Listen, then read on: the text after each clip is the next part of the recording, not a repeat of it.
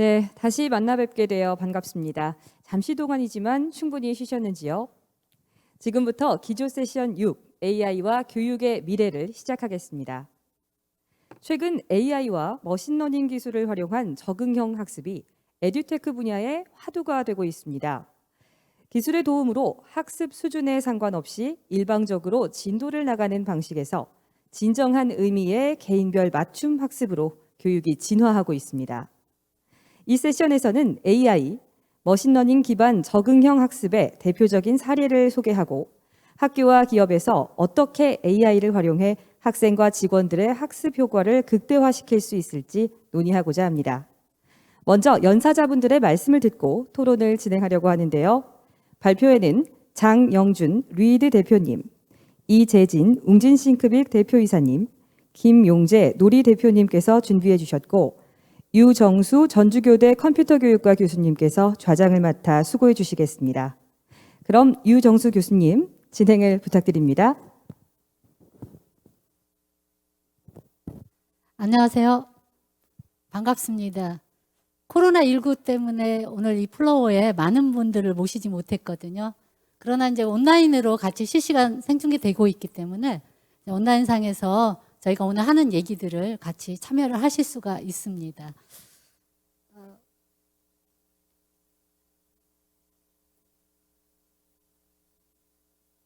코로나19로 인해서 가장 지금 혼란을 겪고 있는 곳이 바로 이제 학교라고 보시면 됩니다. 아마 사회 전반에 걸쳐서 저희가 시행착오를 많이 겪고 있는데 특히 더 학교는 그동안 학교를 학교 공간이라는 오프라인에서 참여를 하다가 모든 학생들이 온라인으로 들어오는 그런 상황을 맞게 된 겁니다. 학생들은 학교라는 그런 공간이 아닌 데서 디지털 공간에서 만나게 되고요. 그동안 공부다 하면은 선생님을 연상을 했는데 지금 선생을 만나지 못하고 그 풍부한 자원이 있는 디지털 플랫폼을 통해서 자기가 원하는 자료들을 찾고 그다음에 개인의 니즈에 맞게끔 학습을 지금 진행하고 있는 상황입니다. 그 상황에서 지금 우리가 가장 궁금한 게 그럼 학교 공간은 앞으로 어떻게 돼야 될지 디지털화가 이제 앞으로는 더 진행이 된다고 보시면 되고요. 그다음에 이런 것들을 주도하는 에듀테크 분야에서는 아까 이제 사회자님께서 말씀하셨는데 이제 어댑티브 러닝 해서 이제 우리가 보통 지능형 교수 시스템이라는 그런 시스템들을 도입할 수밖에 없는 상황을 맞이하게 된 것 같습니다. 오늘은 교사 중심의 교실 수업 한계를 AI 기술과 협업을 통해서 진정한 의미의 학생 중심의 개인별 맞춤형 학습이 가능한 지능형 교수 시스템 기반 형태로 교육 패러다임을 준비하고 있는 상황입니다. 그래서 이런 것들은 교육부를 비롯해서 교육에 관련된 기관들이 지금 준비하고 있습니다. 지금부터는 에듀테크 기업의 AI 기반 어댑티브 러닝에 대한 대표적인 사례를 통해서 학교 교육에서 AI 기술을 활용해서 학생과 교직원들의 학습 효과를 극대화하는 방안에 대한 솔루션을 찾아보는 시간을 갖도록 하겠습니다. 발표에 앞서서 지금부터 AI와 교육의 미래라는 주제로 발표를 해주실 세 분의 발표자를 소개해드리기로 하겠습니다. 저 왼쪽에 보시면 첫 번째 스피커이신 장영준 대표님이십니다. 장 대표님은 미국 UC 버클리 경영대학을 졸업하셨고요. 2014년도에 루이드라는 벤처 기업, 스타트 기업을 설립을 하셨습니다. 루이드는 딥러닝 기반의 AI 기술로 개인 맞춤형 학습을 제공하는 최초의 AI 튜터라는 산타 토익을 출시한 스타트 기업입니다. 장 대표님은 루이드를 설립하기 이전에 실리콘밸리에서 웹툰 플랫폼인 타파스 미디어라는 그런 회사를 공동 창업을 하셨고요. 최고의 컨텐츠 책임자로 활동한 경력의 소유자이십니다. 올해는 실리콘밸리에서 루이드 랩스라는 회사를 설립을 하셨고 본격적으로 사업을 확장을 하고 계신다고 합니다. 현재는 지능정보산업협회 이사로 활동을 하고 계십니다. 그 옆에 두 번째 발표해 주실 이재진 대표님은요. 40년간 교육의 노후화를 지닌 스마트 교육의 1위인 용진 싱크백의 대표 이사이십니다. 이 대표님도 경력이 컴퓨터 사이언스가 아니고요. 경제학과 그다음에 정보대학원을 졸업하셨고 현재 웅진 싱크빅을 지금 이끌고 계십니다. 자, 웅진 싱크빅은 업계 최초로 AI 교육을 선을 보였고요. 방문학습에서 에듀테크 기업으로 지금 변모를 하고 있고 스마트 교육 시장을 지금 리딩하고 있다고 합니다. 마지막으로 발표해 주실 김용재 스피커님은 서울대학교 건축학을 전공하셨습니다. 오늘 발표해 주실 세 분 모두 컴퓨터 사이언스나 엔지니어링 전공자가 아니시고요. 타 분야 전공하신 분들이 AI와 접목해서 실제로 이제 서비스를 진행하고 계신 분들입니다. 김용재 대표님은 2012년도에 로리를 창업을 하셨고요. 실제로 창업하기 이전에는 딜로이트라는 회사와 에이티컨이라는 컨설팅 회사에서 근무를 하셨고 한국에 오셔서는 2008년에 학원을 직접 운영하기도 하셨습니다. 인공지능 수학 플랫폼 회사인 노리는요. 수학교육 기술 플랫폼을 활용해서 학생들의 능력을 진단하고 학생에 맞는 개인 맞춤형 교육과정 및 컨텐츠를 지금 제공하고 있고 현재 지금 미국의 200개 학교에서 공교육 현장에서 놀이의 교육기술을 활용해서 수학교육을 실시하고 있다고 합니다. 특별히 김 대표님의 교육 철학이 있습니다. 김 대표님은 놀이를 통해서 학생들에게 공평하고 좋은 교육을 제공하고자 하는 신념을 가지고 계십니다. 그러면 제가 세 분의 오늘 발표자 소개를 다 마친 것 같고요. 이어서 주제 발표를 진행하도록 하겠습니다. 첫 번째 주제는 글로벌 최초 소타 AI 기반 100% 개인화 학습 솔루션이라는 주제로 장영준 대표님께서 발표를 해주시겠습니다. 장 대표님은 앞으로 나와주시기 바랍니다.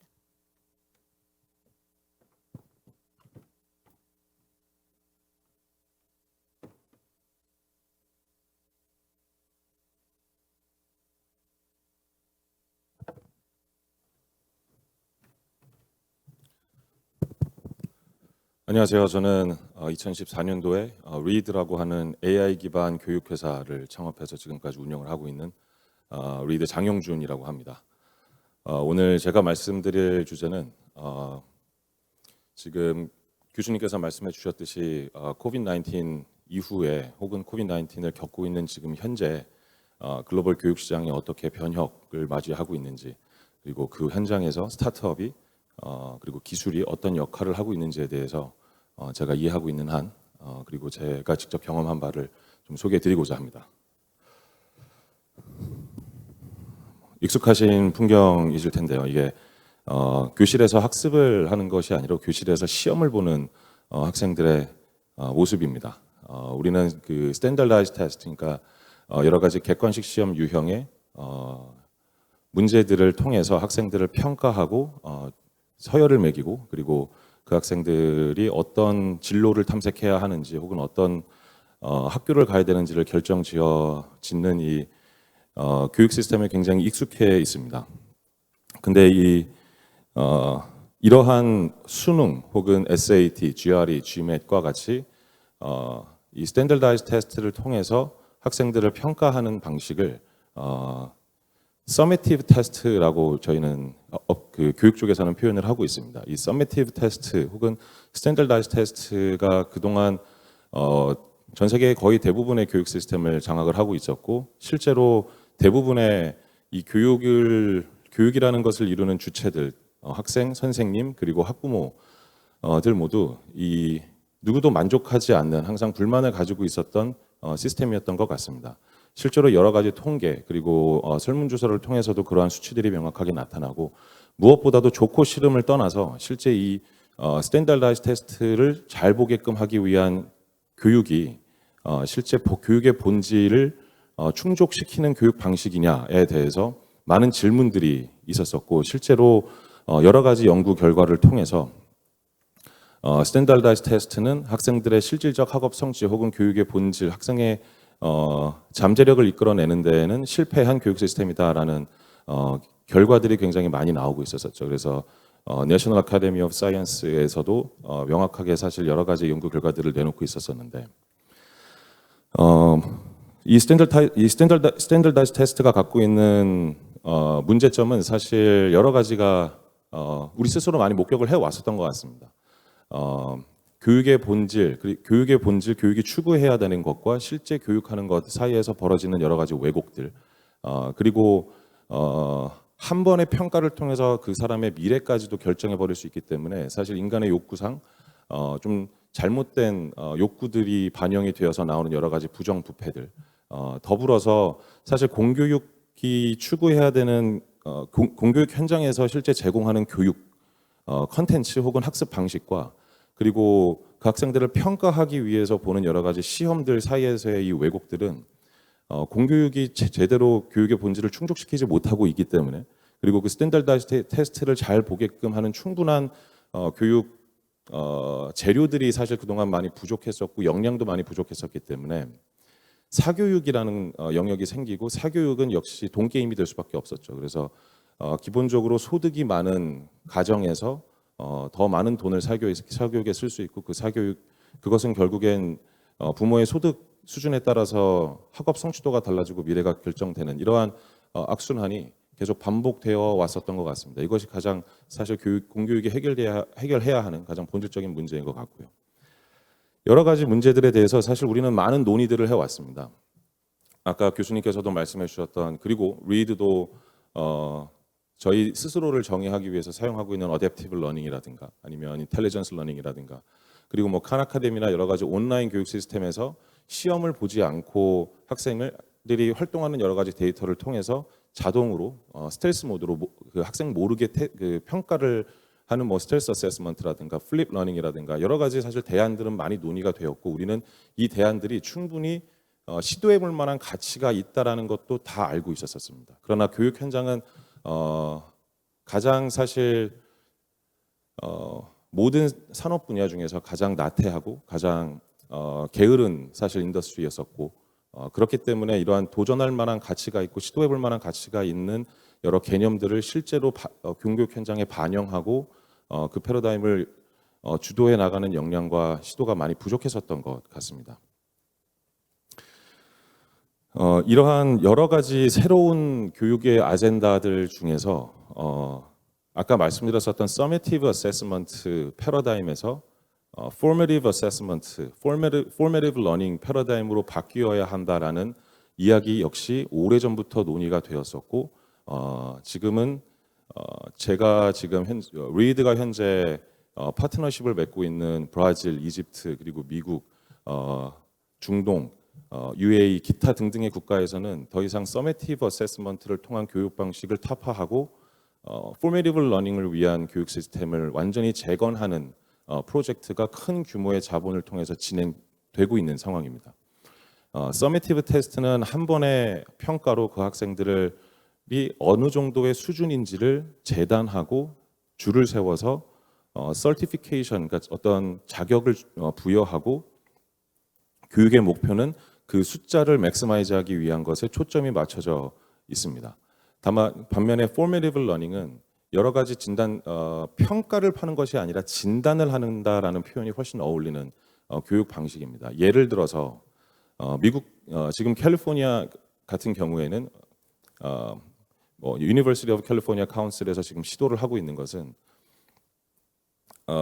2주마다 학생들을 진단을 해주고요. 근데 이 진단의 목적은 평가를 하고 줄을 세우기 위해서가 아니라 그 학생이 앞으로 2주 동안 어떤 학습을 해야 할 것인가에 대한 가장 기초적인 데이터를 모으고 그 학생과 그리고 지금 공교육 현장에 갖고 있는 컨텐츠를 모델링하기 위한 도구로 사용이 됩니다. 그리고 2주 동안 개인화된 교육을 전달을 해주고 다시 2주 뒤에 진단을 봐서 얼마나 성장을 했는지, 2주 동안의 학습이 유효했는지를 평가하는, 판단해보는 식의 2주 단위의 빠른 리듬감의 진단과 그리고 개인화된 컨텐츠를 제공하는 교육 방식을 공교육에 도입하기 위해서 지금 여러 가지 시도를 하고 있습니다.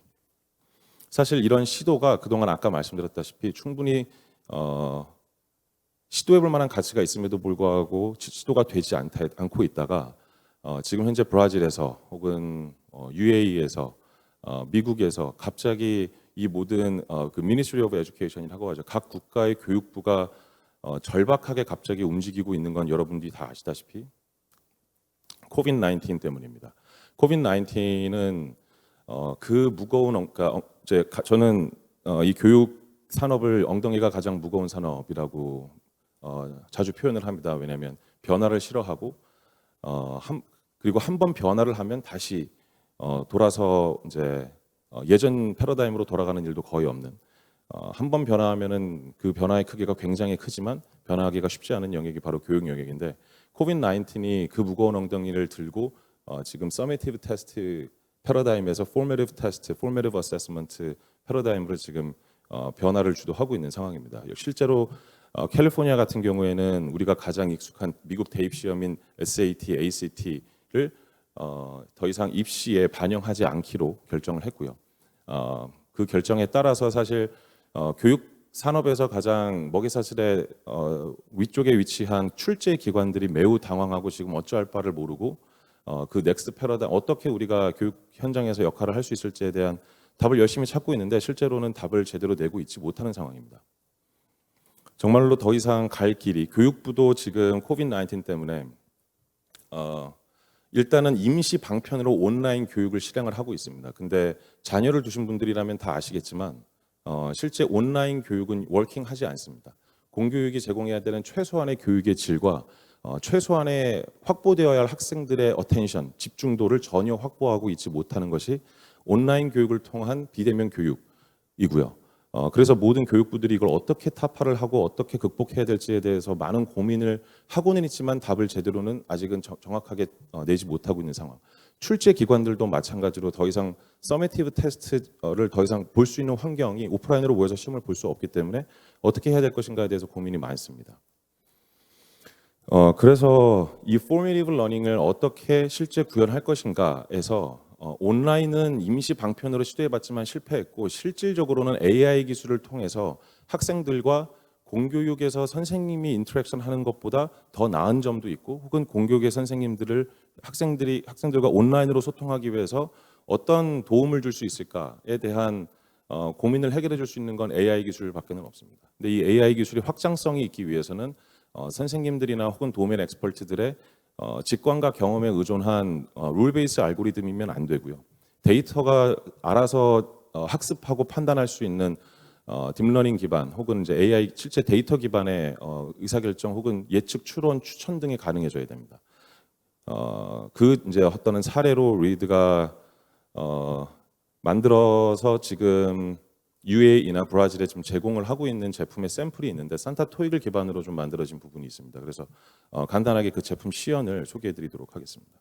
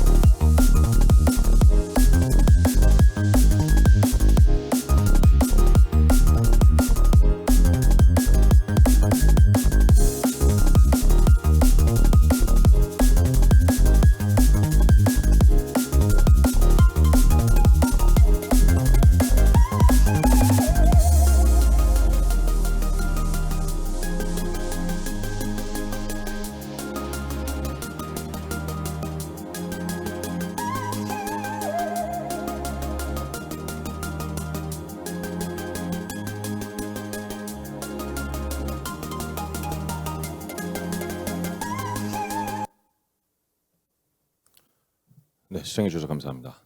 실제 이런 지금 보여드렸던 이 제품의 샘플은 각 국가의 공교육 현장에서 Formative Learning을 도입시키기 위한 PT 자료로 사용이 되었고 실제 받아들여져서 지금 프로토타입을 제작하는 곳도 있고 제품이 실제 제공되고 있는 실제 제품입니다. 이 제품을 통해서 실제 저희가 리드가 산타 토익이라는 서비스로 많이 알려져 있는데 사실 리드가 갖고 있는 본질적인 상품은 기술 저희가 그동안 연구 개발을 한 기술들을 담아놓은 B2B 솔루션이고요. 그것들을 활용해서 과연 학생들에게 진짜 교육을 학습 효과를 줄 수 있을까를 테스트해 보기 위해서 만든 프로토타입 견본품이 산타 토익입니다.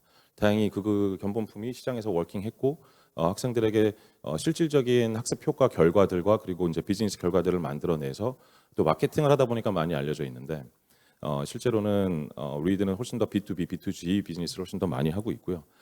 지금 이 산타 토익 같은 이 프로토타입을 통해서 저희가 학생들에게 실제 학습 효과를 줄 수 있을지를 봤을 때 사실 뭐 점수가 20시간 만에 165점이 올랐고 많은 학생들이 쓰고 이런 것들이 있지만 제가 가장 놀라웠고 가장 좋아하는 숫자는 바로 900이라는 숫자입니다. 이 900이 바로 학생들이 평균적으로 저희 산타 토익 앱을 통해서 푸는 문제의 숫자입니다. 900문제면 문제집 한 권 반 분량입니다. 실제 종이책으로 학습을 했을 경우에 뭐 교육개발원 통계에 의하면 학생들이 종이책으로 문제를 풀었을 때 전체 문제의 절반을 푸는 학생의 비율이 11%밖에 되지 않는다라는 통계 결과가 있는데요. 모바일로 과연 학습을 할 수 있을까, 집중도를 유지할 수 있을까라는 의문을 저 스스로도 많이 갖고 있었지만 실제 데이터가 증명해낸 것은 모바일로 문제를 풀고 옆에서 AI가 같이 인터랙션 해주고 예측해주고 추론해주고 동기부여를 해줬을 때 문제집 한 권 반 분량의 문제를 평균적으로 푼다라는 팩트였었습니다. 그래서 실제 리얼 월드 임팩트를 이 에텍 회사들이 만들어낸 제품들이 가지고 오느냐가 정량적으로 평가되느냐가 굉장히 중요한 포인트일 것 같고요. 역시 지금 완전히 새로운 패러다임, 딥러닝이든 아니면 포메이티브 러닝이든 지금 새로운 패러다임을 교육 현장에 저희가 도입을 하고자 했을 때에는 AI라는 단어 혹은 뭐 새로운 신기술이라는 단어를 통해서 현혹시키기보다는 실제 정량적으로 숫자로 학습 효과나 아니면 점수 향상이나 아니면 여러 가지 예측의 오류율이나 기타 등등을 증명해낼 수 있느냐가 에텍 스타트업의 본질적인 역할이라고 저는 생각을 합니다. 그래서 리드 역시 지금 글로벌에서는 이 경쟁이 많이 시작이 되어 가고 있고요. 중국이나 미국에 있는 AI 기반 에텍 회사들은 지금 논문을 통해서 본인들이 갱신한 소타, 그러니까 State of the Art 테크놀로지가 어느 정도로 지금 발전되어 있고 그 숫자들을 갱신해 나가고 있는지를 경쟁하고 있습니다. 리드 역시 이제 가장 AI 에드의 대표 분야라고 할 수 있는 널리지 트레이싱이나 아니면 프레딕션 퍼포먼스 부분에서 다른 기본적인 구글 모델들을 사용했을 때나 아니면 다른 회사의 모델들 혹은 다른 연구 시설들의 모델 딥러닝 모델들을 사용했을 때보다 리드가 사용한 모델로 실제 데이터를 놓고 돌려봤을 때 민 앱솔루트 에러가 얼마나 낮은지 아니면 애큐러시가 얼마나 높은지를 실제 증명해내고 공공 데이터로 증명해내고 그리고 논문을 편찬하고 탑티어 그 컨퍼런스에 등재를 시키면서 지금 꾸준히 경쟁을 하고 있는 상황입니다. 실제 포메이티브 러닝에서 가장 중요한 부분은 사실 딥러닝은 블랙박스이기 때문에 사실 어떤 그 학생에게 정확한 추천이나 예측을 해줄 수는 있지만은 왜 그 문제를 풀어야 하는지, 왜 그 컨텐츠를 학습해야 되는지에 대해서는 사실 알려주기가 굉장히 쉽지가 않습니다. 그래서 그걸 어떻게 익스플레이너블하게 만들 것이냐, 그리고 더 이상 이제 서미티브 테스트 시대가 아니기 때문에 외부의 출제 기관에서 제공하는 혹은 출제 기관을 그 문제를 풀어야지만 확보할 수 있는 데이터에 의존하지 않고 본 서비스 내에서 발생하는 여러 가지 리스폰스 데이터들을 통해서 어떻게 예측하고 추론하고 추천을 해줄 수 있을까를 검증해 나가고 그걸 어떻게 인간이 이해할 수 있는 특히 학생이 이해할 수 있는 언어로 설명을 해줄 수 있을까 기타 등등에 대한 부분까지 연구와 그리고 제품 개발이 많이 진행이 되고 있는 상황입니다. 아까 말씀드렸다시피 교육 쪽 AI를 저희가 AI 에드라고 이제 업계에서는 표현을 하는데 AI 에드는 정말로 영들지 않은 분야입니다. 아직 애플리케이션을 만들고 제품을 만드느라 뭐 프레임워크나 라이브러리들을 갖다가 이제 풋투게더 해서 제품을 뚝딱뚝딱 만들어낼 수 있는 상황이 전혀 아니고요. AI 애들은 아직 연구를 해야 되는 단계입니다. 아직 그 예를 들어서 금융이나 의학 쪽은 이미 이 코비드-19 이전 시대 혹은 이 AI 시대 이전부터 디지털라이제이션이 되어 있던 산업 분야였었습니다. 산업의 데이터가 정말 널리 깔려 있었고 가장 많은 AI 연구들이 진행되었었던 부분이기 때문에 지금 훌륭한 AI 상용 제품들이 나오고 있지만 아직 AI 애드 분야는 이 코비드-19 이전 시대 그리고 AI 시대 이전에 온라인 강의를 송출해 주는 것 말고는 거의 대부분 종이책 기반의 오프라인 기반의 산업이었기 때문에 사실 데이터가 전혀 없는 동네였었습니다. 그렇기 때문에 AI 연구가 가장 느릴 수밖에 없고 아직 연결되지 않은 분야이기 때문에 실제 연구를 통해서 학습 효과와 그리고 어떤 가치 기업, 밸류 프롭을 증명해내는 활동들이 저는 굉장히 중요하다고 생각을 하고요. 그 활동에 이제 그리고 또 하나 AI에 대해서 가장 중요한 것은 인재와 데이터를 어떻게 집중시키고 확보할 수 있느냐라고 저는 생각을 합니다. 실제 연결지 않은 AI 연구 분야가 연구 쪽으로는 아직 연결지도 않은 분야가 교육 분야이기 때문에 실제 훌륭한 AI 사이언티스트들과 인재들이 교육으로 들어오는 것을 굉장히 두려워했었습니다. 그래서 실제 데이터도 연구를 할 데이터도 없고요. 그래서 리드는 N넷이라고 하는 데이터 세트를 모두에게 캐그를 통해서 모두에게 공개를 함으로써 지금 대략 1억 3천만 개 정도의 데이터를 공개를 하고 더불어서 Read AI at Challenge라고 하는 알고리즘 컴피티션을 캐글에 출범을 시켰습니다. 놀랍게도 가장 빠르게 성장하고 있는 컴피티션으로 지금 순위가 지금 인정을 받고 있는데 한 1,500팀 정도가 지금 참여를 했고 더불어서 아마 이제 아시는 분들은 아시겠지만 캐글 그랜드 마스터가 있습니다. 전 세계 195명 정도만 있는 이제 구글이 선정한 혹은 캐글에서 이제 가장 상위에 포지션이 되어 있는 연구자들을 우리가 그랜드 마스터라고 칭하고 있는데 그랜드 마스터 중에 대략 한 30명이 이미 저희 컴피티션에 참여를 해서 이제는 의학이나 아니면 금융 쪽이나 아니면 다른 커머스 쪽에서만 AI 연구를 하는 것이 아니라 교육 쪽에서도 연구를 진행을 해도 될 만큼 많은 데이터가 있고 이젠 여기서 내가 슈퍼스타가 될 수 있겠구나라는 희망을 줄 수 있는 문화를 만드는 게 저는 굉장히 중요하다고 생각합니다. 그런 측면에서 지금 AI 챌린지를 진행을 하고 있고요. 여기서의 지금 우승자는 저희가 이번에 호스트하는 트리플 AI는 전 세계에서 가장 탑티어 AI 컨퍼런스인데 이 컨퍼런스에 저희가 워크숍을 호스트합니다. 여기서 발표할 수 있는 기회까지 부여를 하고 있는 상황입니다. 그렇게 해서 지금 들어오는 인재들은 실로 매우 실제 변형을 만들어낼 수 있는 연구 역량과 개발 역량을 빨리 마무리하도록 하겠습니다. 개발 역량을 갖고 계신 분들이 실제 리드에 그리고 AI 애드 영역에 지금 조인을 해주고 계십니다. 더불어서 교육계에 이제 뭐 빅샷이라고 할 수 있고 거물들이라고 할 수 있는 분도 사실 제가 직접 얘기를 나눠보니까 좀 좌절을 하신 분들이 굉장히 많으셨는데 실제 AI가 어떻게 교육의 현장을 바꿀 수 있는지에 대한 희망을 보신 분들 같은 경우에는 이제 ACT라고 하는 미국 입시 출제기관의 CEO가 리드에 조인을 하시고요. 이번에 조 바이든 캠페인의 교육정책위원회로에서 활동을 하시고 빌 앤 밀란다 게이츠 파운데이션에서 데프티 디렉터로 활동을 하셨던 짐 레리모도 그리고 구글에 있는 훌륭한 이제 AI 사이언티스트들도 한국의 스타트업에 속속 조인을 하고 있습니다. 지금 시간이 없는 관계로 제 발표 뒷부분은 좀 생략을 하도록 하겠습니다.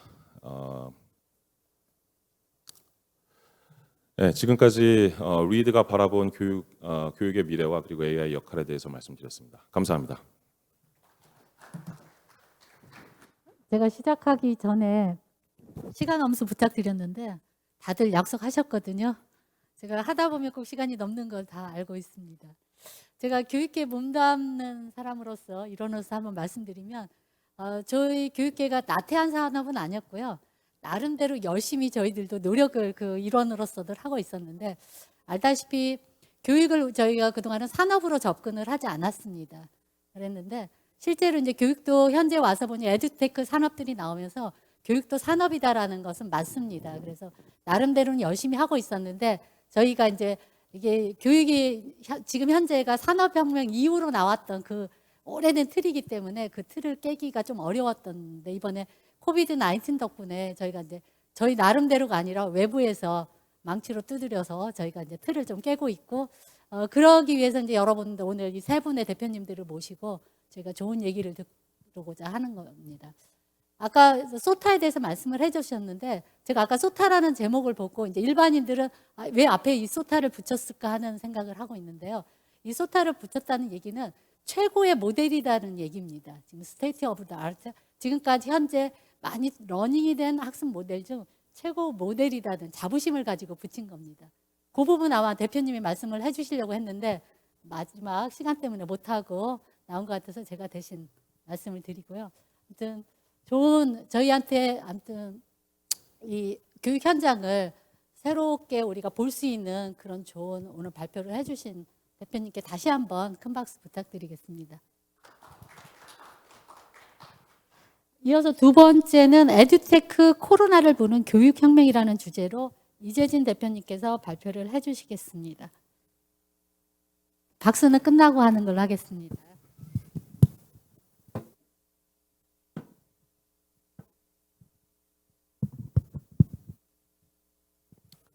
예, 안녕하세요. 웅진 싱크빅의 이재진입니다. 어머니 안녕하세요. 싱크빅 수석 졸업생 수아 선생님이에요. 선생님! 선생님이랑 같이 놀아볼까? 스토리북, 아트북 이야기를 한번 들어볼까? 아트북으로 한번 해볼 거예요. 선생님 너무 잘하세요. 우주지가 더 잘하는데? 싱크빅 돋는데? 잘 복습하고 다음 주에 보도록 하자. 예, 지금 보신 것처럼 다음 주에 꼭 만나자. 저희가 이제 학교 교육의 보완제로서 어린이들의 10년후를 생각하면서 그동안 교육 사업에 종사해 왔습니다.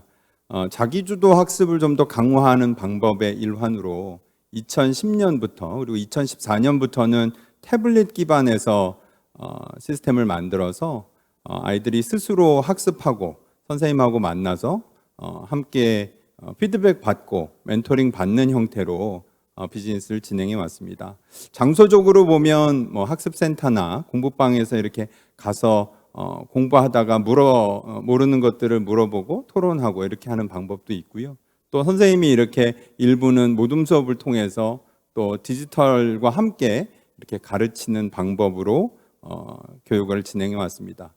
또한 2015년부터는 화상으로 이렇게 좀 떨어진 곳에서는 또는 화상 교육이 더 효과적인 곳에서는 화상으로 학습을 하는 방법을 도입해서 운영을 했었고요. 뭐 1대1로도 해보고 1대2로도 해보고 1대4, 1대12 여러 가지로 저희가 해봤는데 한 1대4 정도가 화상교육은 제일 적정하고 어린이들끼리 토론하기도 좋고 이런 것으로 지금 저희 내부적으로는 생각을 하고 있습니다.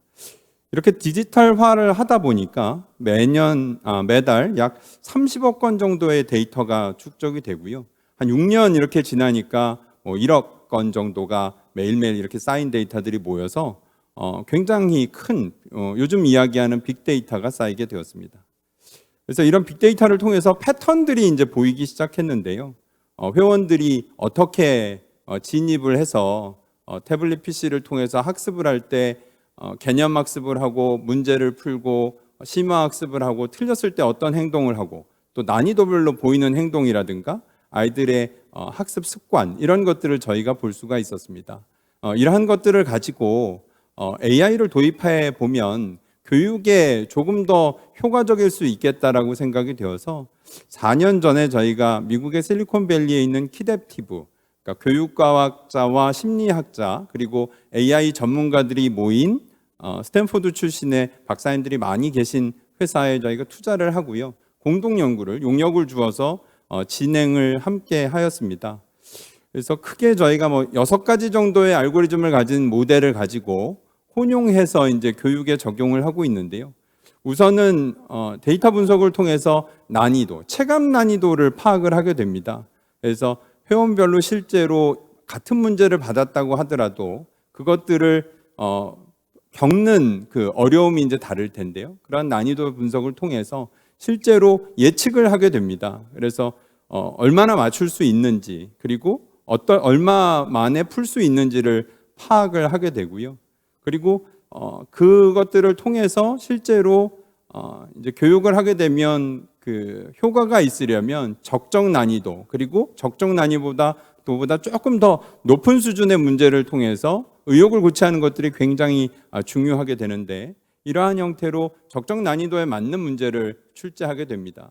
그래서 문제를 풀다 보면 잘 풀게 되면 실제로 조금 더 어려운 문제를 계속 출제해 주게 되고요.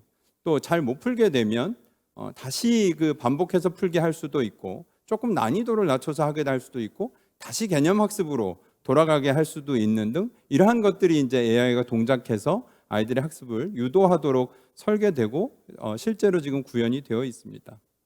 또한 아까 이제 루이드 같은 경우에는 문제를 조금 더 많이 풀게 하는 쪽으로 이제 말씀을 하셨는데, 저희는 이제 어린이들이 학습에 대한 지루함 같은 것들을 종이로 하다 보면 이미 아는데도 계속해서 반복하게 하고 하다 보면 관심 저하가 생길 수가 있습니다. 그래서 AI를 통해서 이 문제는 이미 알고 있는 문제다, 풀 수 있는 문제다라고 판단이 되면 바로 이제 다음으로 넘어가서 실제로 지면으로 풀 때 대비해서 한 50% 정도, 잘하는 아이들 수준에서 보면 50% 정도면 실제 상위 수준의 심화 단계까지를 다 풀 수 있도록 설계를 해서 운영을 하고 있습니다. 또한 박문 선생님과의 코옥을 위해서 오답 유형을 이제 분류하도록 되어 있는데요. AI가 이런 것들을 통해서 알면서 틀렸는지, 실제로 모르는 것인지, 그리고 모르고 나서 그러니까 맞췄는데도 찍었는지, 이런 것들을 분류해서 판별을 해주게 됩니다. 그래서 이러한 것들을 선생님이 가셔서 유효적절하게 함께 코옥해서 학습을 할 수 있도록 하는 형태로 운영을 하고 있습니다.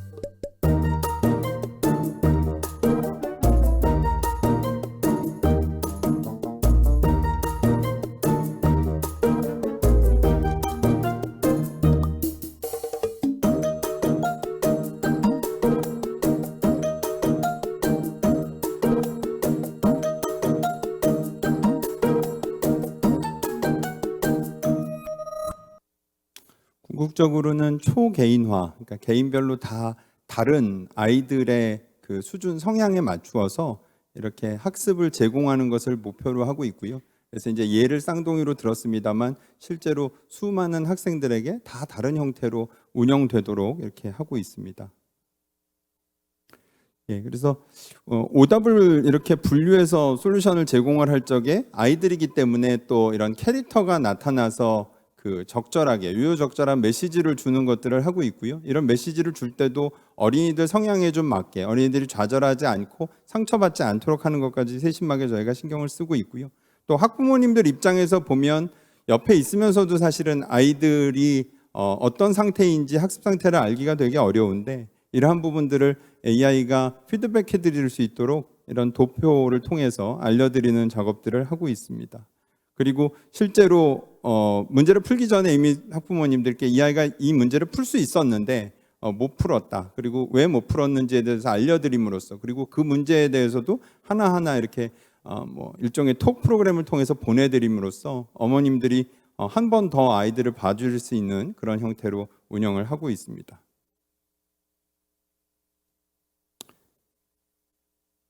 또한 AR 기술을 이용을 해서 학습의 흥미를 아이들이 좀 더 높일 수 있도록 과학이나 역사, 사회 같은 경우에는 지금처럼 태블릿 PC에서 아이들이 이런 그 실제로 개구리 같은 경우에는 개구리 해부를 직접 이제 학교에서는 개구리 해부를 해보겠습니다만 집에 와서 이런 것들을 다시 할 수 있는 환경이 어려우니까 그러한 것들을 이러한 기술을 통해서 돕는 것들도 부가적으로 디지털화의 장점이라고 저희가 볼 수 있고, 이런 걸 최대한 살려서 아이들이 학습에 대한 흥미를 느낄 수 있도록 하고 있습니다. 또한 저희가 이런 자원들을 쭉 보고 어떻게 하면 좀 기여를 할 수 있을까라는 생각을 해서, 현재 보면 이제 지면 학습 백과사전을 아직까지 내는 회사가 이제 저희 회사 정도라고 생각을 하고 있습니다. 한 40년 정도 이제 비즈니스를 했으니까요. 그래서 저희가 디지털화를 이제 백과사전을 했고, 그 백과사전에 있는 데이터들을 요즘 이제 그 오픈 DB를 공공기관에서 많이 또 개방을 해주시거든요. 그래서 저희가 수집해오는 정보, 그다음에 플러스에서 정부기관에서 또 오픈해주시는 데이터들을 이렇게 모아서 아이들이 학습을 하는 데에 뭐 검색을 하면 좋겠습니다만 검색이 이제 성인 위주로 되어 있다 보니까 아이들이 조금 더 시각적으로 쉽게 숙제하고 학습하고 같이 토론하고 하는 데에 좀 유리할 수 있도록 디지털 백과사전을 제공을 하고 있고요. 이러한 부분들은 또 코로나를 맞아서 아이들이 학교 가기 어렵고 숙제하는데 누구한테 물어보기 좀 어려운 환경이 되다 보니까 일반 개방을 해서 전부 개방을 해서 사용하실 수 있도록 하고 있습니다. 또한 코로나 상황이 되었을 때 학교 수업에서 선생님들이 컨텐츠 부족을 느끼신다는 말씀을 많이 들었거든요. 그래서 EBS에서 좋은 컨텐츠가 나옵니다만 선생님들께서 조금 더 부가적으로 아이들의 학습을 이렇게 하시려고 할 때에 저희가 가진 개념 학습 영상들을 개방을 해서 특히 최신 그 영상 위주로 개방을 해서 매일매일 진도에 맞추어서 개방을 해드렸습니다. 그래서 선생님들이 그 이 학습터의 링크에서 사용하실 수 있도록 해서 상당히 많은 학교 그 수업에서 사용을 하셨었습니다.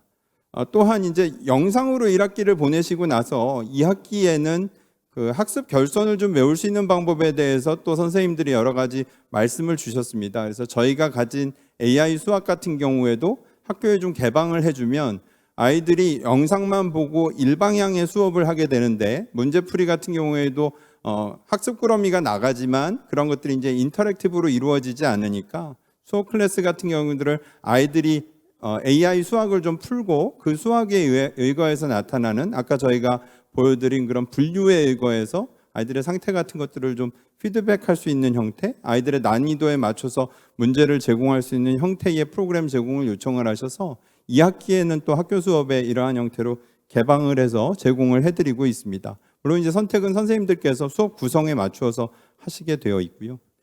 이제 독서로 조금 넘어가서 말씀을 드리면, 지면으로 이제 책을 보던 세상에서 뭐 이북이 이제 나오게 되고 했을 때 저희가 봤을 적에는 어린이들의 전자책은 조금 달라야 되겠다라고 이제 판단을 했습니다. 그리고 아이들이 디지털로 책을 읽으면 조금 더 많이 책을 볼 수 있겠다라고 이제 생각이 되어서 저희가 세상에서 가장 큰 도서관이라는 이름으로 한 10,000권 정도를 저희 회원이 되면 자유롭게 어린이 책을 보실 수 있는, 연령 영역별로 보실 수 있는 프로그램을 만들었고요. 그래서 매주 그 전문가들이 큐레이션해서 아동들이 읽으면 좋은 형태를 책을 이렇게 골라서 제공하는 형태로 구성을 했었습니다. 또한 이제 이렇게 데이터가 쌓이다 보니까 마찬가지로 여기 AI 적용을 하면 아이들이 책을 볼 때에 여러 가지 이제 추천 알고리즘을 선택할 수 있겠다라는 게 이제 첫 번째로 생각이 되어서 제공이 되었고요. 그래서 각각 아이들마다 다른 형태의 책들이 추천이 됩니다. 관심도에 따라서 제공이 될 수도 있고요. 또 어머님들이 좀 나는 이런 방향에서 아이한테 책을 좀 추천해 달라는 것들이 알고리즘이 동작할 수도 있습니다. 또한 독서 추천을 할 때에 누리 과정에서 보면은 그 알아야 하는 어휘들이 있습니다. 연령별로. 그 어휘를 아이들이 접했는지, 그리고 실제로 책을 읽으면서 그런 것들이 체득됐는지를 판단을 해서 안 겪어본 어휘 같은 것들도 저희가 AI 분석을 통해서 해당 책들을 찾아서 좀 읽혀서 노출을 해서 그 어휘를 읽을 수 있도록 하는 형태도 AI가 이용되고 있습니다. 또한 책을 조금 더 재미있게 융합 독서를 할 수 있도록 하기 위해서 아까 어린이들의 전자책은 좀 달라야 되겠다고 말씀을 드렸는데 오감을 다 느낄 수 있도록 종이책 이상의 전자책에서의 경험을 제공하기 위해서 노력을 하고 있습니다. 돌아왔어요. 오늘은 인터랙티브로 레고넬 물친 바다책을 읽어볼 거예요.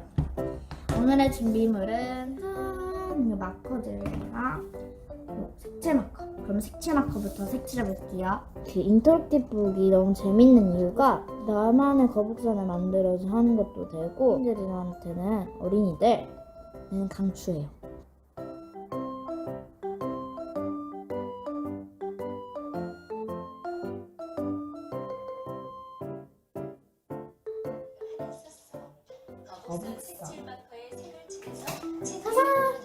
엄청 예쁘게 색칠한 거북선 마커를 올려놔줄게요. 오, 이거 진짜 멋있게 나온다. 오, 너무 신기해.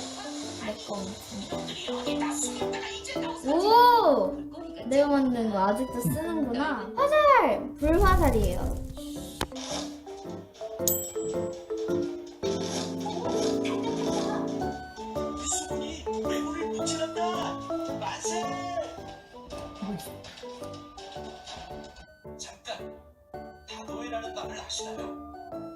바는 많다는 뜻? 도둑이 많은 바다? 절대 아니. 도자기가 많이 묻혀진 바다? 섬이 많은 바다를 말해.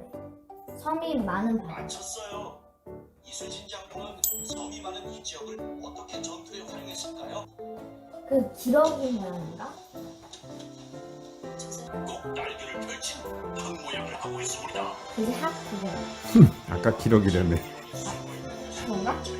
내 덕분에 전투에서 크게 이길 수 있었다. 아이고, 제가 한 건 왜 이거를 계속 기억하지? 이제 재미있는 독서를 할 수 있도록 보시는 것처럼 오감을 이용해서 종이책과 전자책과 영상 그리고 본인이 직접 그림도 그려보고 하는 것들이 동작되는 형태로 구성을 해서 재미있게 하는 형태. 어른들이 보는 전자책과는 다른 개념으로 운영을 하고 있고요. 우리 여행을 떠날 거가 영어로 뭐지? 글쎄, 그건 나도 잘 모르겠어. 바나코한테 한번 물어보자. 그래. 영어로 말하기는 내 전문. 우리 여행을 떠날까? Shall we go on a trip? Shall we go on a trip? 너 정말 똑똑하다. 그런 소리 자주 듣지만 매번 들어도 행복해지는 걸. 바나코. 요즘 인기 있는 책 추천해줘.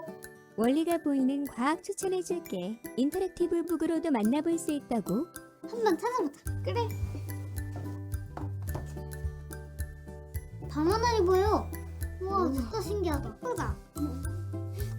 바나코 진짜 똑똑하지 않아? 대화로 놀면서 익히는 독서 습관 웅진 싱크빅 북클럽 프렌즈. 웅진 북클럽과 네이버 클로바가 함께합니다. 책을 읽을 때 아이들이 마찬가지로 또 AI와 대화하면서 또 영어도 함께 하고 또 이렇게 그 영상에 함께 동작하는 형태로 구성을 해서 네이버하고 저희가 같이 제품을 만들어서 지금 서비스를 하고 있고요. 최근에는 이제 아이들이 이 캐릭터에 대한 관심이 굉장히 증가하고 있습니다. 그래서 이제 특히 초등학생들 같은 경우에는 인형보다 요즘은 이런 그 이모지에 대한 관심이 굉장히 높아서 자기 사진을 찍으면 이렇게 자기 캐릭터가 나오고 캐릭터를 꾸며서 이렇게 책을 읽는 데에 친구처럼 사용도 할 수 있고 또 이 친구와 함께 학습을 하면서 학습에 대해서 특히 이제 그 저희도 그렇습니다. 학습을 시작할 때 그 로그인 할 때까지가 되게 어렵잖아요. 이제 그런 부분에서의 좀 재미있고 즐거운 경험을 주는 데 노력을 하고 있습니다. 그래서 저희가 이런 그 전자책하고 관련해서 조금 전에 보신 이런 인터랙티브 북 같은 경우에는 국내에서 한 5만 5천 세트 정도가 이제 그 판매가 되어서 국내 사용자의 반응이 되게 뜨거웠습니다. 그래서 올해 1월 달에 이걸 가지고 런던에 있는 베트라고 하는 그 교육 출판 쇼에 나가서 저희가 그 소비자 조사를 좀 해봤는데 반응이 워낙 좋아서 해당 부분들을 가지고 번역하고 준비를 해서 내년도에는 그 뭐 아마존이나 또 해외 교육기관이나 출판사들을 통해서 수출을 하는 그런 준비도 지금 하고 있습니다. 저희는 온앤오프를 다 중요하게 생각하고요. 특히 온라인에 있어서 AI가 아이들의 개인화와 관련돼서 아이들의 성장을 돕는 친구가 될 수 있다고 생각하고 있습니다. 어린이의 10년으로 생각하면서 특히 코로나 이후에 이렇게 변화하는 교육 환경 속에서 우리 어린이들이 성장하는 데 도움이 될 수 있는 회사가 되도록 하겠습니다. 감사합니다. 감사합니다. 시간을 정말 잘 지켜주셨습니다. 우리가 코비드-19 덕분에 공교육이 실제로 에듀테크 산업하고 만나는 계기가 됐습니다. 아까 제가 이제 첫 번째 그 발표자 장 대표님 끝나고도 교육도 산업이다고 그렇게 말씀을 드렸잖아요. 근데 이제 우리 학생들이 약간 이제 웅진에서 여러 가지 컨텐츠들을 보여줬는데 실제 우리 교육부에서도 디지털 교과서를 통해서 AR 기술을 그래서 실제 실감형 컨텐츠들은 조금씩 제공을 하고 있습니다. 그런데 이제 그게 이제 일부 학생들에 불과했었는데 이제 이미 이제 에듀테크 산업에 이제 학생들이 노출이 되면서 기업들에 노출이 되면서 아마 이런 컨텐츠들을 굉장히 많이 접하게 또 이번 기회에 그런 계기가 되었을 거라고 생각을 합니다. 그래서 우리 이제 교육부도 오늘 여기 와 계시는 것 같은데 교육 현장에서 이런 컨텐츠들을 학생들한테 제공하고 그런 어떤 그 서비스를 할 준비를 우리 교육부도 더 늦지 않게 그런 준비를 해야 되지 않을까 그런 생각을 가져보면서 좋은 그 40년 노후화를 가지고 우리 교육계에 새바람을 불러주고 계시는 또 AI 쪽에 또 융합을 해서 새로운 서비스를 제공하는 대표님께 다시 한번 감사 말씀드리겠습니다. 이제 저희 세션은 많지는 않습니다. 세 분을 모셨기 때문에 마지막으로 AI 기술을 통한 수학교육 혁신. 지금 제일 아마 우리들 관심사가 수학교육일 겁니다. 제가 이제 아까 중간에 한번 이렇게 Q&A를 쭉 봤거든요. 그랬더니 맞춤형 학습의 그 질문들이 굉장히 많이 있습니다. 그래서 오늘 수학교육의 혁신이라는 주제로 김용재 대표님께서 발표를 해주시겠습니다.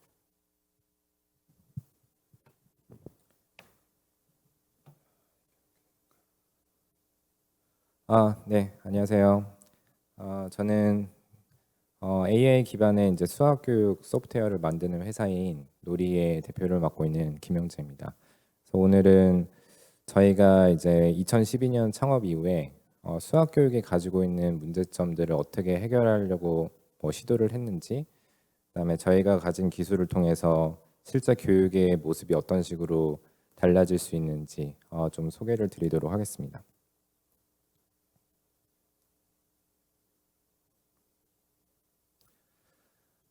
사실 수학이 중요하다는 얘기는 너무나 많은 분들이 이제 얘기를 해주시는데 실제로 앞으로 어떤 직업이 바뀌는 그런 트렌드를 보면 여기 조사 결과에도 있지만 가장 빠르게 성장하고 있는 직업군 20개 정도 중에 15개가 이제 수학이나 과학, 컴퓨터 사이언스도 여기 포함되겠죠. 이런 분야의 이제 배경 지식을 필요로 하는 그런 직업군이다라는 조사 결과가 있습니다. 실제로 우리나라뿐만이 아니라 미국 같은 경우도 새로 생겨나는 직업들의 대다수가 이 수학이나 컴퓨터 사이언스와 관련된 직업인 경우가 대다수고요. 우리가 다음 카카오나 이전 네이버뿐만이 아니라 예를 들면 전통적인 산업군이라고 할 수 있는 현대 자동차 같은 회사조차도 미래에 꿈꾸는 기업의 모습이 결국 자율주행 차를 만드는 것이기 때문에 모든 산업에 있어서 사실은 이런 수학과 과학이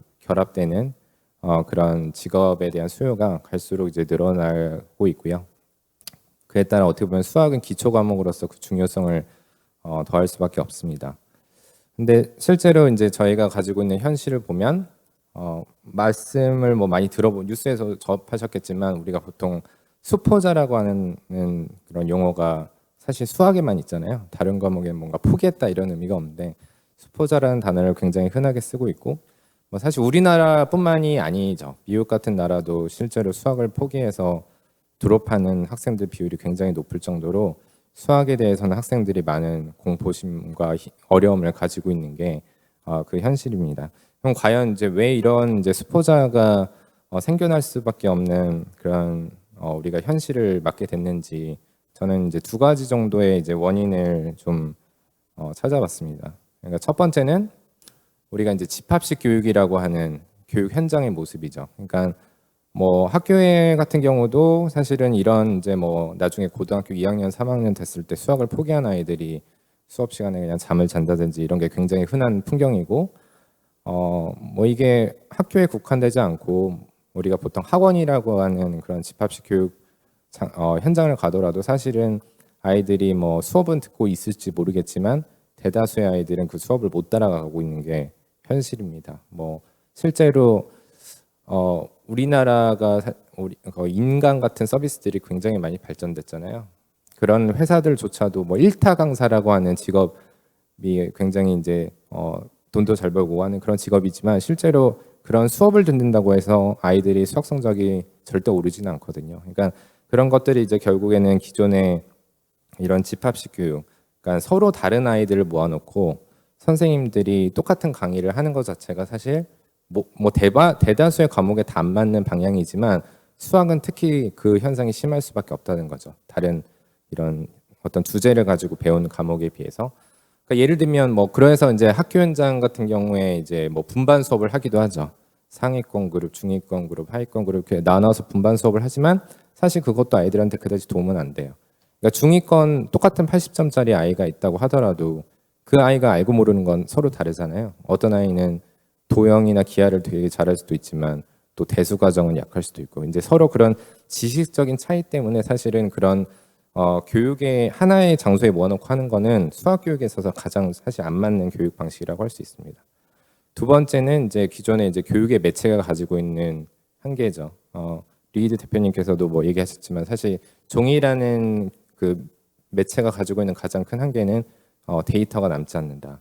그러니까 아무리 아이들이 뭐 교재를 가지고 교과서나 참고서를 열심히 공부해도 그걸 덮고 나서 그럼 내가 뭘 알지 뭘 모르지 이런 걸 물어봤을 때 답해주지 않죠. 책은 그냥 스스로 이제 틀렸던 문제 다시 푸는 정도의 학습밖에 할 수 없는 게 기존의 이제 교육의 한계입니다.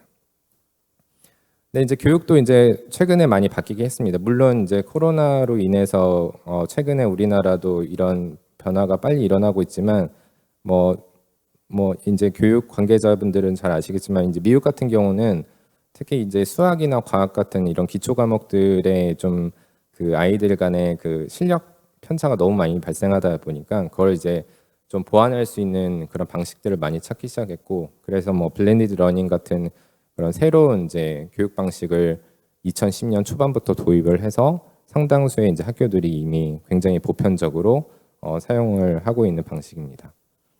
그러면 과연 이제 이렇게 바뀐 교육 방식들이 그리고 지금 새롭게 나오는 등장하는 기술 여러 가지 AI와 관련된 기술들이 이 수학 교육의 모습을 어떤 식으로 이제 바꿔가고 있는지를 좀 소개를 드리도록 하겠습니다. 첫 번째는 결국에는 수학에 있어서 가장 중요한 거는 그 아이가 그 문제를 왜 틀렸는지를 아는 게 중요해요. 그러니까 그게 다른 과목에 비해서 더 중요할 수밖에 없는 이유는 사실 뭐 우리가 다른 과목들은 어떤 주제를 가지고 배우는 경우가 많죠. 뭐 과학이나 사회나 이런 과목들은 그러다 보니까 단편적으로 지식이 좀 부족해도 그 다음 과정을 학습하는데 큰 무리가 없을 정도예요. 하지만 이제 수학은 그렇지가 않아요. 수학은 내가 초등학교 때부터 고등학교 때 배우는 모든 수학적인 지식들이 다 연결을 가지고 있고 선후관계로 연결이 되어 있습니다. 그래서 그 선후관계 때문에 앞의 내용을 제대로 이해하지 못하면 그 뒤에 내용을 아예 나갈 수가 없어요. 그러니까 방정식을 모르는 아이한테 뭐 함수를 가르칠 수 없는 거랑 똑같은 얘기죠. 그래서 왜 아이가 그 수학 문제를 틀렸는지를 정확하게 분석하고 그거에 맞는 이제 처방을 해주는 게 가장 기본적으로 이제 이 AI 기술이 좀 효과를 나타낼 수 있는 가장 큰 영역입니다. 그래서 이제 저희 회사 같은 경우는 이거를 어떤 식으로 해결을 했냐면 결국에는 이 수학이라는 문제를 뜯어서 보면 내가 예전에 배웠던 지식이 종합적으로 더해져서 새로운 지식을 배우는 형태라는 거였어요. 그러니까 예를 들면 여기 예시에도 나와 있지만 이 방정식 문제를 풀기 위해서 알아야 되는 가장 중요한 지식이 4가지 정도가 있습니다. 물론 그걸 세부적으로 들어가면 수십 가지가 더 있는데 그러니까 결국에는 아이들이 이 수학 문제를 줬을 때 이 문제를 틀렸다가 중요한 게 아니에요. 그걸 틀려서 비슷하게 숫자만 바뀐 문제를 준다고 그 아이가 풀 수는 없겠죠. 그러니까 그 아이가 왜 이 문제를 틀렸는지를 그 원인을 분석하는 게 중요하고 그래서 놀이가 이제 독창적으로 만든 기술이 바로 이제 드릴 다운 방식이라는 그러니까 문제를 이제 틀렸을 때 이거를 하위 지식으로 쪼개고 파고 들어가서 실제로 아이가 이 문제를 어떤 지식이 부족해서 틀렸다라는 거를 정확히 이제 분석해낼 수 있는 이제 식으로 저희가 이제 구현을 해냈고요. 사실 수학이라는 부분이 이제 이런 식으로 이제 데이터가 쌓이면 결국에는 AI 기술이 단순히 분석하는 거에는 AI가 그렇게 중요한 의미를 안 가질 수도 있거든요. 그러니까 AI가 갖는 의미는 결국에 이제 예측에 있습니다. 그러니까 이 아이가 과거에 공부했던 데이터를 토대로 앞으로 어떤 유형의 수학 문제를 잘 맞출지 모를지를 이 데이터를 통해서 이제 예측을 할 수 있다는 게 가장 이제 아이들한테는 중요한 부분이죠.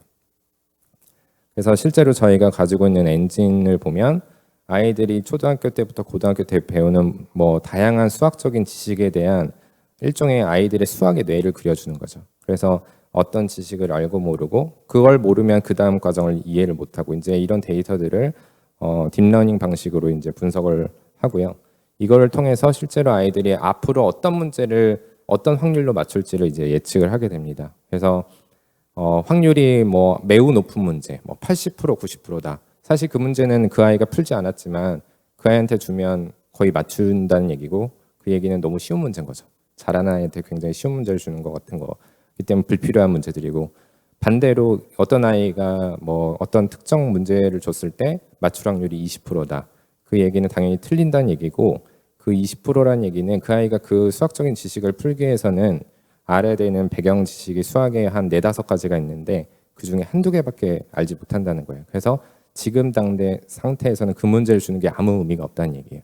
그냥 잘 못하는 아이한테 막 굉장히 어려운 수학 문제를 주는 거랑 똑같다는 거죠. 그래서 결국에는 그 확률을 예측을 함으로써 그 아이가 맞출 확률의 적정 확률을 이제 레인지를 정해서 거기에 맞는 문제를 추천해 줌으로써 아이들은 뭐 똑같은 문제를 1번, 2번 푸는 게 아니라 그 문제를 푸는 것마다 다양한 이제 다른 경로의 문제를 풀면서 자연스럽게 그 지식이 쌓이면 확률이 뭐 20%였던 문제가 계속 확률이 올라가겠지. 실시간으로 20%, 30%, 40% 이렇게 올라가면 그 아이가 그 문제를 풀 수 있는 수준이 됐을 때 그 문제를 이제 추천을 해주는 거죠. 이런 것들이 이제 결국에는 AI 기술을 통해서 문제를 추천해 줌으로써 최적의 경로를 알려주는 그것이 이제 가장 중요한 부분입니다. 그럼 두 번째는 이제 교사의 역할에 대한 얘기입니다. 뭐 이 얘기는 이제 최근에도 많이 나오고 있지만 사실은 저희가 뭐 2012년 그 초반만 하더라도 미국의 수학 선생님들을 만나서 얘기를 해보면 그런 거에 대한 두려움을 갖는 선생님들이 있었어요. 가르치는 거를 컴퓨터가 하면 과연 나는 뭘 해야 되냐. 이제 이런 거를 질문하시는 분들이 있었는데 최근에는 그런 분은 없습니다. 그러니까 선생님들이 써보면 자기가 너무 편하거든요. 실제로 이런 소프트웨어를 써서 교육을 해보면 아이들의 이해도도 훨씬 높아지고 그렇기 때문에 그럼 선생님의 역할에 대한 이제 논의를 많이 하는데 그거와 관련해서 제가 이제 뭐 그냥 참고할 만한 사례라고 생각하는 건데 저는 이제 개인적으로 야구를 보는 걸 좋아하거든요. 하는 것보다 보는 걸 좋아하는데 그 머니볼이라는 이제 메이저리그와 관련된 영화가 있습니다. 보신 분들도 계실 텐데 여기 이제 빌리빈이라는 실제 인물을 대상으로 영화한 건데 이 뭐 영화의 핵심 뭐냐면 굉장히 가난하고 돈 없는 이 오클랜드 구단이 뉴욕 양키즈 돈이 많은 이 뉴욕 양키즈 구단을 어떻게 이겼는가. 2002년에 이 머니볼이 2002년에 이런 데이터를 통해서 야구 선수를 뽑는 이런 방식을 처음으로 쓴 거예요.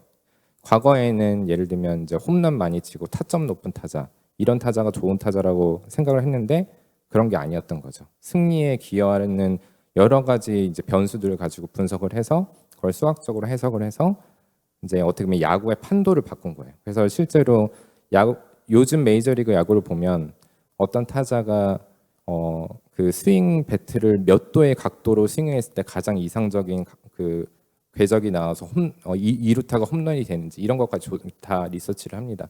그 정도로 사실은 야구라는 게 굉장히 전통적인 그 클래시컬한 스포츠임에도 불구하고 이 데이터를 통해서 굉장히 그 판도가 많이 바뀌었거든요. 그러니까 저는 이 비율을 이제 교육도 똑같다고 생각합니다. 교육도 사실은 그 전까지는 우리가 데이터화되지 않았기 때문에 그 아이에 대한 진단을 해주고 적절한 뭔가 지도를 해주고 처방을 해주는 데 한계가 있었다는 거죠. 하지만 이제 이런 기술들을 통해서 선생님의 역할이 진화할 수 있다. 그래서 사실 선생님은 항상 과로하시잖아요. 여러 가지 부가적인 업무도 많으시고 피곤하시고 한 반에 30명 되는 아이들을 사실 일일이 케어해 준다는 거는 그냥 불가능한 일을 시키는 거와는 다름없다고 생각하거든요. 그러니까 이런 것들을 결국 데이터에 대한 분석을 통해서 선생님들이 아이들을 어떻게 코칭을 해주는지 제안을 해줄 수 있다는 거죠. 그래서 관련된 이제 다양한 학습과 관련된 데이터, 예측 데이터, 이 아이가 이렇게 되면 나중에 어떻게 될 거다라는 예측 데이터를 적시에 이제 선생님들한테 제공을 함으로써 선생님들이 필요한 시점에 개입을 해서 아이들한테 도움을 주는 거죠. 공부는 사실 컴퓨터를 통해서 알아서 하는 거고, 그리고 선생님은 사실은 그냥 옆에서 뒤처지는 아이들이 없도록 도와주는 역할, 이런 게 이제 어떻게 보면 코칭으로서의 이제 선생님의 역할에 대한 얘기고, 그래서 향후에 결국에는 이렇게 디지털화가 됨에 따라 선생님의 역할이 단순한 강사가 아니라 코치의 역할로 이제 계속 바뀌고 있다. 이런 부분이 이제 또 중요한 포인트고요. 마지막으로는 이제 학생의 관점에 대한 얘기예요. 사실 학생에게는 수학을 종이로 하나 디지털로 하나 재미없어합니다. 그게 다르지 않아요. 하지만 이제 수학 문제 푸는 거는 굉장히 힘든 일이지만 이런 디지털 기술, 뭐 AI 기술이 결합돼서 그 아이한테 좀 더 재미적인 요소를 줄 수 있는 장치들이 여러 가지가 있습니다. 그래서 뭐 저희도 이거와 관련된 여러 가지 시도들을 지금도 계속 하고 있지만, 뭐 게임적인 요소를 넣음으로써 아이들이 서로 약간 선의의 경쟁을 할 수 있도록 유도를 한다든지 이런 장치들.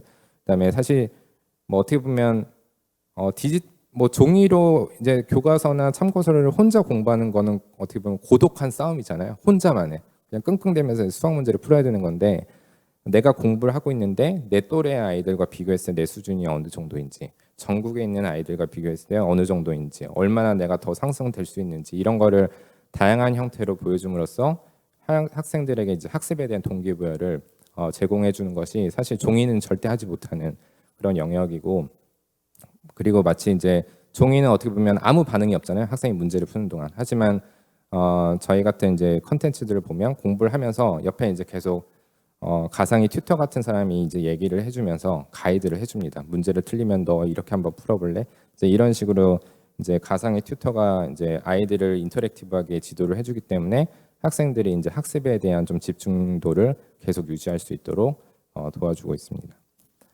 그래서 뭐 이거는 실제로 이제 저희 거를 썼던 고등학교의 수학 선생님이 저희에게 보냈던 이메일이에요. 선생님이 이제 굉장히 깜짝 놀라서 이제 이메일을 썼죠. 그러니까 수학 수업이 끝났는데 미국은 이제 클래스를 이동하잖아요. 근데 이제 이동하지 않고 이제 더 남아서 푼다고 아이들이 몇 명이 표현을 한 거예요. 그러니까 옛날 같으면 절대 상상할 수 없었던, 누가 수학 문제 더 남아서 풀겠다라고 손들고 하겠어요, 교육 현장에서. 하지만 이제 그런 약간 게임적인 요소들, 동기부여 장치들 때문에 아이들이 실제로 그런 거에 굉장히 몰입을 할 수 있었다라는 이제 그런 관련된 이메일이고, 이런 사례는 사실 굉장히 많아서 이런 디지털을 통한 교육이 학생들에게 주는 가치도 굉장히 크다라는 걸 강조드리고 싶습니다.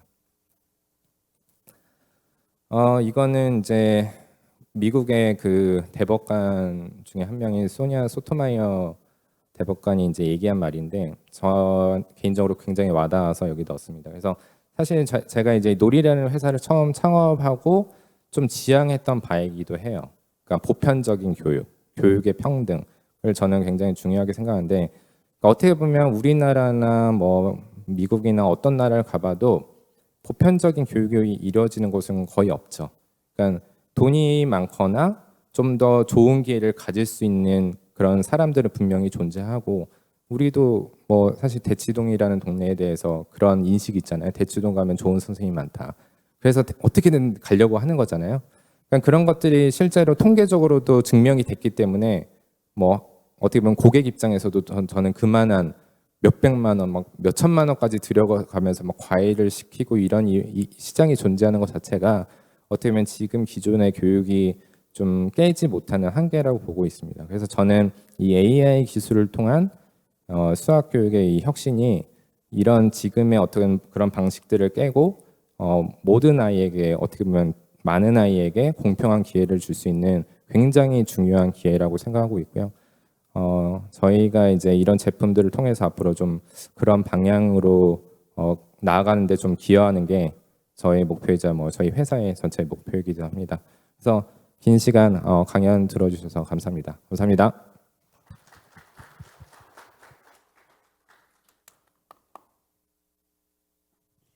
정말 긴 시간 동안 들어주셨는데요. 2020년도 5월에 최근입니다. 5월에 교육부에서 과학, 수학, 정보 융합 종합계획이라는 걸 발표를 했습니다. 그 안에 보시면 놀이에서 집중적으로 얘기했던 그 수학적 그 수학 모델이 나와 있고 딥러닝 모델이 나와 있는데, 지금 교육부도 지금 그 부분에 대해서 굉장히 관심이 많이 있습니다. 지금 수학은 인공지능이 도입이 되면서 모든 교과에 이제 AI를 융합하는 부분을 저희가 많이 고려를 하고 있거든요. AI를 각 교과에 융합을 하려다 보니 이제 수학적 베이스가 약간은 필요합니다. 뭐 수학이 다다고 얘기하시는 분들 있겠지만 그렇게 접근하다 보면 교육은 할 수 없고요. 이제 저희가 AI를 전문가를 가르치지 않고 AI를 활용하든지 또는 이제 필요에 의해서 이제 갖다가 접목을 하다 쓸 때를 보시면 수학적 베이스가 필요합니다. 그래서 이미 이제 이렇게 벤처기업에서 스타트업 기업에서 만든 이런 툴들 모델이 이미 수학에는 나와 있기 때문에 그 모델을 우리가 수학의 종합계획에서 수학 적응형 학습을 만들 때, 그런 시스템을 만들 때 레퍼런스가 좋은 레퍼런스가 되지 않을까 그렇게 생각을 합니다. 김용재 대표님을 마지막으로 저희 이제 발표는 마치도록 하고요. 저희가 이제 이후에는 Q&A 시간하고 종합 토론을 갖는 시간을 갖도록 하겠습니다. 제가 이제 Q&A는 좀 봤는데요. 장영준 대표님한테 질문이 가장 많이 올라와 있습니다. 아마 장 대표님께서 오시기 전에 미리 친분이 있는 분들한테 많은 나한테 질문을 하라고 말씀을 하시고 온 것 같은데, 다른 대표님들도 좀 분발을 하셔가지고 지금이라도 늦지 않았습니다. 질문을 할 수 있도록 그렇게 해주시기 바랍니다. 일단 저희가 일단 공통 질문이라는 걸 마련을 했습니다. 지금 오늘 여기는 교육부도 와 계시고 또 오늘 이게 실시간으로 이 포럼을 듣고 있는 세션을 듣고 있는 분들이 궁금해하실 거에 대해서 제가 이제 공통 질문으로 몇 가지를 한번 준비를 했거든요. 그래서 제가 여기 오기 전에 대표님들한테는 약간 말씀을 드렸습니다. 그리고 저희가 이제 국가에서도 이런 시스템을 만들 때 제일 제가 관심 있는 게 이제 데이터 품질입니다. 지금 교육부에서도 뭐 이제 과기부랑 같이 각 부처별로 AI 교육 그 플랫폼을 만들려고들 굉장히 노력을 하고 있는데요. 그 중에 이제 AI 교육 플랫폼을 만들려고 하면은 실제 그 안에 있는 게 가장 중요한 게 데이터입니다. 데이터를 우리가 어떻게 잘 활용하고 그 분석하고 아까 좀 계속 대표님들이 말씀해 주셨는데 예측할 수 있는 그런 시스템들을 저희가 사용을 해야 되는데, 그 중에 이제 하려면 AI 효과를 보기 위해서는 수많은 알고리즘들을 돌릴 텐데 그 알고리즘의 음식이 되는 거가 바로 이제 데이터라고 보시면 됩니다. 그래서 이제 아까 이제 싱크빅 같은 경우도 500억 개 뭐 데이터를 사용했다고 하고, 산타토익도 뭐 그 영어 학습을 하는데 굉장히 많은 데이터들이 활용이 된 것 같습니다. 뭐 몇 개 데이터를 넣지 않았는데도 불구하고 실제로 1,300개 문항의 어떤 보기를 본 것과 같은 그런 예측도를 높이는 거 보면은 진짜 많은 양의 데이터를 가지고 트레이닝을 한 걸로 저는 보고 있거든요. 그러면 이제 우리가 앞으로 이런 대량의 학습 데이터들을 학생들 학습에 대한 이해도를 높이고 매력적인 그 효과적인 교육 환경을 만들어 주려면은 어떻게 데이터 셋 중에서 대표성이 높은 그런 특징들을 추출해내는 게 굉장히 중요합니다. 지금 오늘 발표해 주신 대표님들의 만든 딥러닝 시스템은 전부 다 슈퍼바이즈드 러닝입니다. 수많은 데이터를 통해서 그 데이터가 갖고 있는 실제로 클래스 그 결과를 미리 알려주고 학습을 시킨 그런 아마 딥러닝 시스템들을 활용할 건데, 만약에 우리가 이런 시스템을 공교육 시스템에서 도입을 한다면 이분들은 경험이 많기 때문에 그 시스템 중에서 우리가 이제 수많은 데이터들을 기존에 뭐 에듀넷이나 그다음에 뭐 여러분 이학스터라든지 이런데 수많은 우리가 학생들의 데이터 셋들이 모여져 있습니다. 근데 그 데이터만 가지고는 실제로 저희가 쓸 게 별로 없습니다. 그런데 이제 가장 중요한 건 그 중에서 어떻게 피처들을 추출해 내느냐, 그게 가장 중요한데 경험을 통해서 데이터셋에서 추출된 구성 요소들이 어떤 건지 저희한테 한번 말씀해 주실 수 있는지 순서대로 그냥 쭉 말씀해 주시기 바랍니다.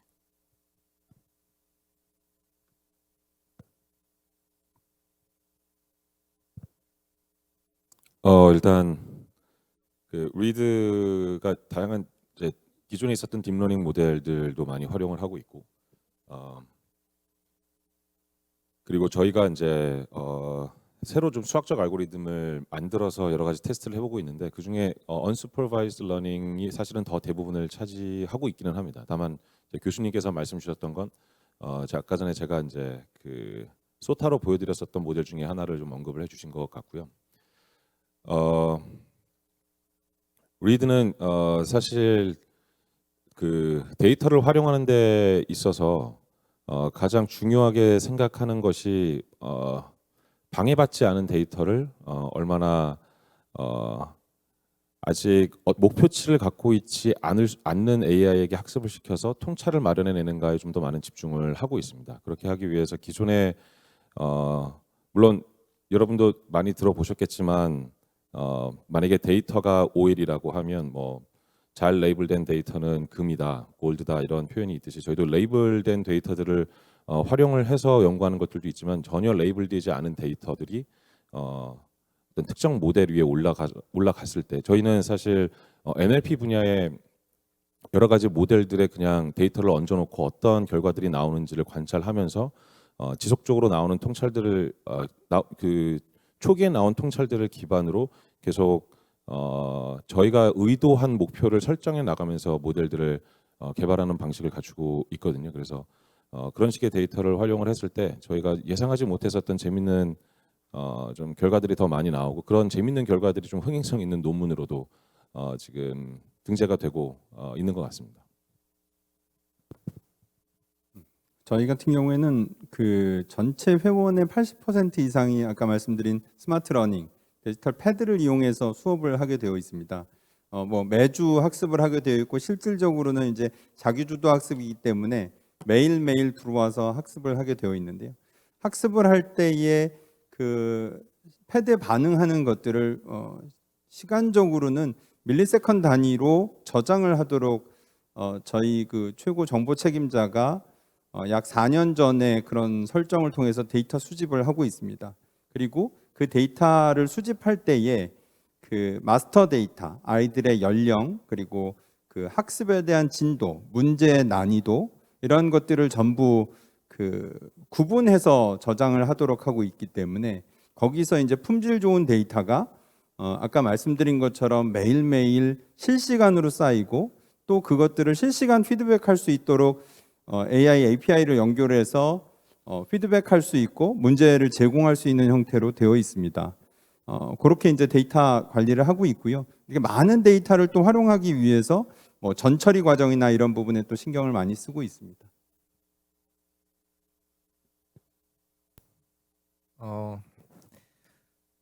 네.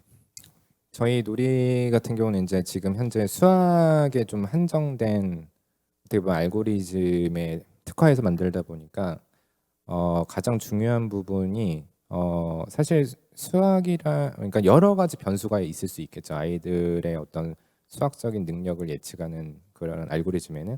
근데 가장 절대적인 영향을 미치는 부분은 결국에는 그 수학이라는 하나의 커리큘럼 안에 들어가 있는 지식의 체계입니다.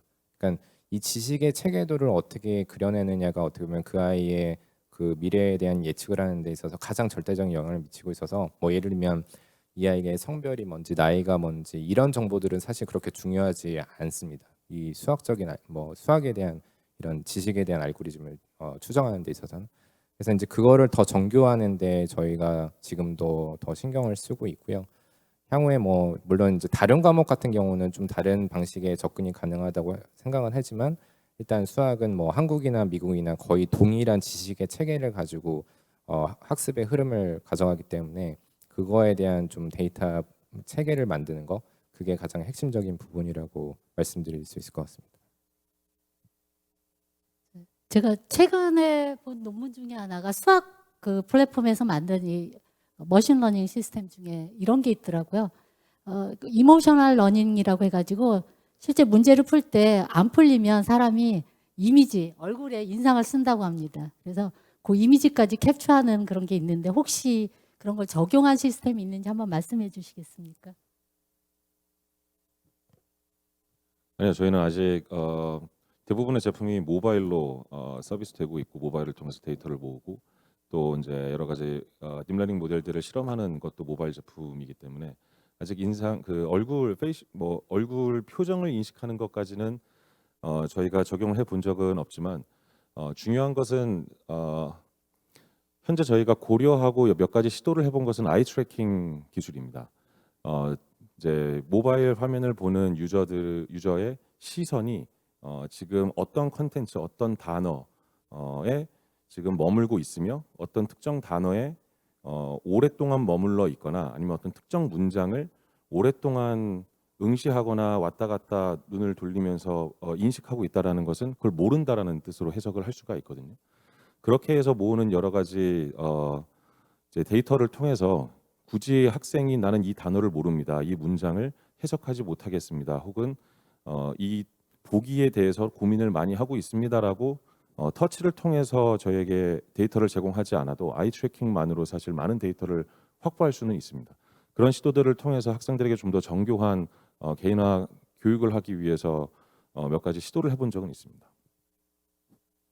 저희도 마찬가지로 두 개의 그 파트너사와 함께 그 태블릿 PC에 있는 카메라를 역으로 역산해서 그 아이들이 책을 보는 데에 그 어느 곳에 시선이 움직이는지 아이 트래킹 방식으로 그런 것들을 데이터를 가지고 이제 하기 위해서 연구를 지금 하고 있고요. 아직 그것들이 적용된 제품이 나와 있거나 그런 단계는 아닙니다.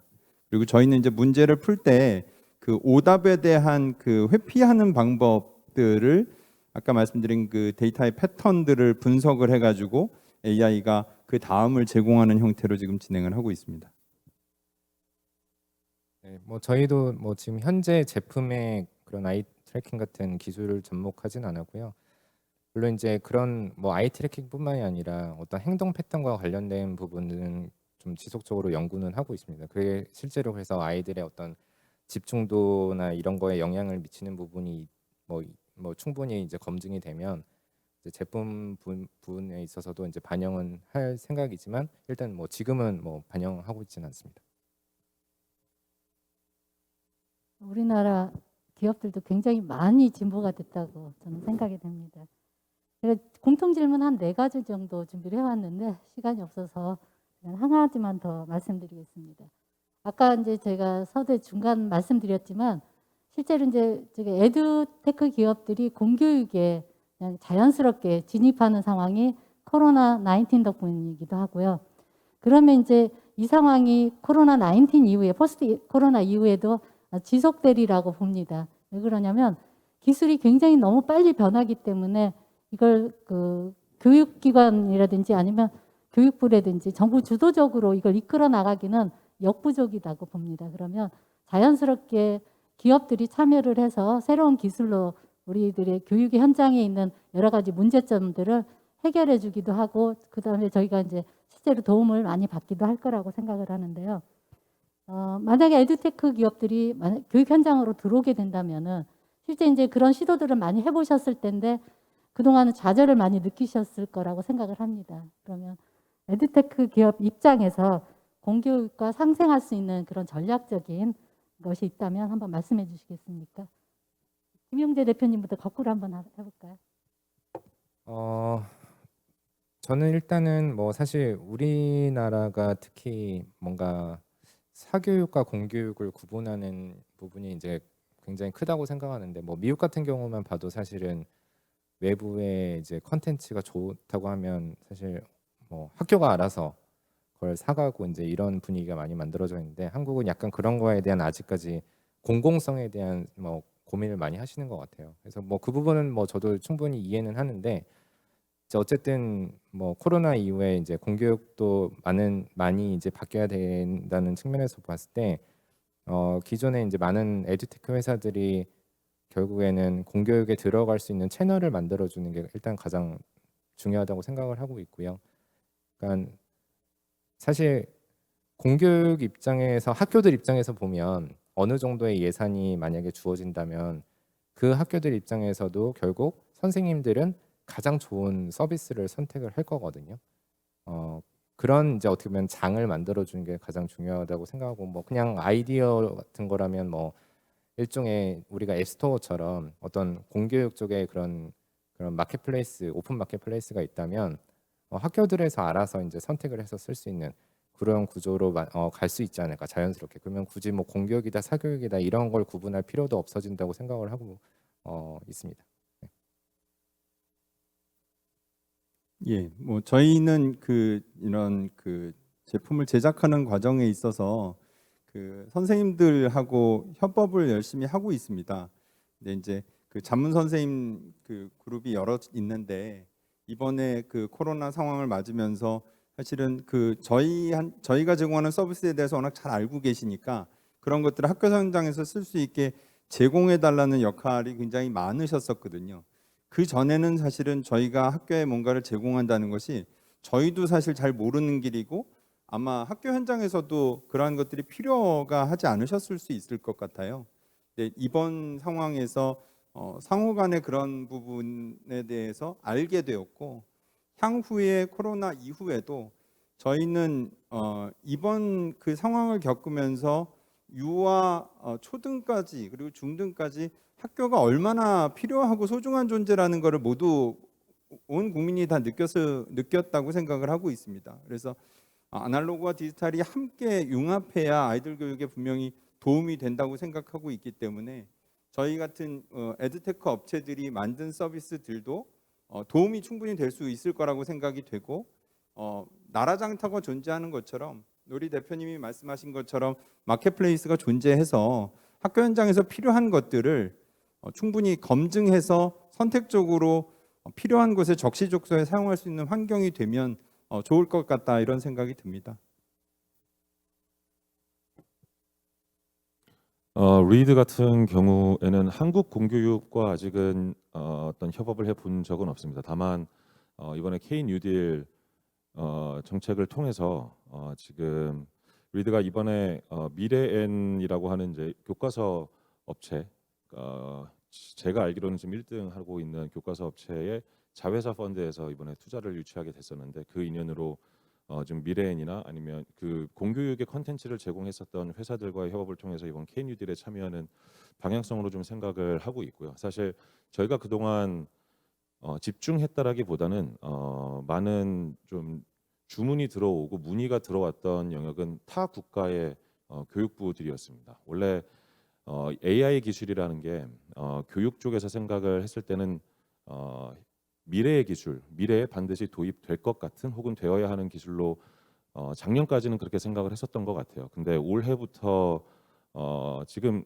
대표님께서도 말씀하셨지만 공교육이 오프라인 기반의 공교육이 제대로 펑션하지 않으면서 드러나는 많은 문제점들이 있고, 이것을 해결하기 위해서 들어왔었던 문의들이 아직은 구체적으로는 말씀드릴 수는 없지만 뭐 브라질이나 이제 중동 국가 쪽에서, 그리고 남미 국가 쪽에서, 그리고 미국에서 많이 들어오고 여러 가지 협업을 하고 있습니다. 이들이 원하는 건 결국엔 선생님들이 학생들을 언택트 환경에서 교육을 할 때 어떻게 진단하고 그리고 컨텐츠를 제공을 했을 때 각 학생마다 똑같이 20문제의 컨텐츠를 제공을 하는데 어떻게 다 개인화를 해서 제공을 할 수 있을까? 그리고 그 개인화된 컨텐츠를 학생들이 실제로 풀이하거나 과제를 풀이하기 전에 몇 문제나 맞출지, 만약에 푼다면은 어떤 보기를 선택할지, 그리고 얘네들이 정말 숙제를 다 하기나 할지, 어느 문제에서 포기를 할지 등을 미리 예측하고 숙제를 풀이를 가져왔을 때 어떻게 교육을 할지를 미리 고민할 수 있게 해달라. 그리고 그런 것들을 모두 대시보드에 해달라. 뭐 이런 종류들의 좀 인터랙션 기반 그리고 프레딕션 기반의 요청들이 굉장히 많았었던 것 같습니다. 그것을 좀 저희가 제공할 수 있는 부분에서는 지금 공교육 현장 혹은 공교육 교육부들과 지금 얘기를 하고 있는 상황입니다. 지금 시간은 거의 다 됐거든요. 근데 이제 실제로 온라인상에서 Q&A가 있기 때문에 제가 추천은 계속 눌렀는데 화면상에 안 나오네요. 네, 제가 그럼 직접 읽도록 하겠습니다. AI로 교육이 가능한 분야, 장영준 대표님한테 또 나와 있거든요. 전공이 있을 텐데 어느 부분이 가능하고 어느 부분이 불가능하다고 생각하시는지 말씀해 주실 수 있겠습니까? AI로 교육이 가능한 전공과 그렇지 않은 전공 분야로 이해를 하면 될까요? 전 분야에 걸쳐서 AI가 활용되고 있는데 혹시 AI가 적용되지 않는 분야, 어느 분야는 AI를 적용하기가 좀 힘들지 않을까 그렇게 생각하는 분야가 있으면 말씀해 주시기 바랍니다. 저는 적용이 가능하다 불가능하다보다 적용이 되어야 하고 사실 안 되어도 괜찮은 분야가 있는 것 같습니다. 사실 안 되어야 좋은 분야가 좀 있는 것 같고요. 일단은 그 기준은 첫 번째는 효율성일 것 같습니다. 효율적인 학습이 학생들에게 도움이 되는가, 그리고 AI가 효율적인 학습을 했을 때 그 학생의 잠재력을 더 빨리 찾아주고 더 잘 찾아줄 수 있느냐가 이제 기준이 되어서 AI가 이제 적용이 되어야 하는 교육 분야와 그렇지 않은 분야를 나눌 수 있을 것 같은데요. 대부분의 수학 과학적 혹은 언어 학습 영역까지도 모두 AI가 적용될 수 있다고 생각하고 AI는 분명히 큰 결정적인 도움을 줄 겁니다. 다만 창의적인 영역, 음악, 미술과 같은 경우에 AI가 도입이 되어서 더 효율적으로 학생들이 학습을 하는 게 과연 맞는 방향인가? 그리고 그렇게 효율적으로 학습을 하게 되었을 때 학생들이 잠재력을 잘 찾을 수 있는 분야인가? 음악과 미술과 같은 분야가 저는 사실 그렇게 생각하지는 않습니다. 그래서 좀 더 인간과 인간 사이에서의 커뮤니케이션과 인터랙션을 통해서 좀 정서적인 부분과 감정적인 부분을 개발을 해야 되는 부분에서는 아직 AI가 굳이 적용될 필요가 없다라고 생각하고, 저는 더불어서 이제 가장 너무 AI가 적용되어서 너무 안타까운 분야가 사실 바둑입니다. 사실 바둑은 인간과 인간 한 그 지성과 지성이 만나서 승부를 보았을 때 그 재미가 있고 그 가치가 있는 건데, AI가 도입이 돼버림으로써 사실 그냥 둬서 느낄 수 있는 여러 가지 재미들을 다 소멸시켰다고 생각을 하기 때문에 그런 측면에서 음악과 미술도 사실 도입될 필요가 없다고 저는 생각하고 있습니다. 좋은 말씀 감사합니다. 장 대표님 금방 말씀하신 바둑 부분 저도 공감하는 부분입니다.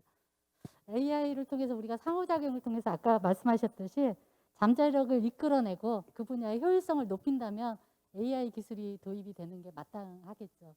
그런데 이제 교육의 모든 분야는 그렇지 못한 경우도 굉장히 많습니다. 아직도 대면 교육의 중요성, 교사의 도움이 많이 필요한 부분입니다.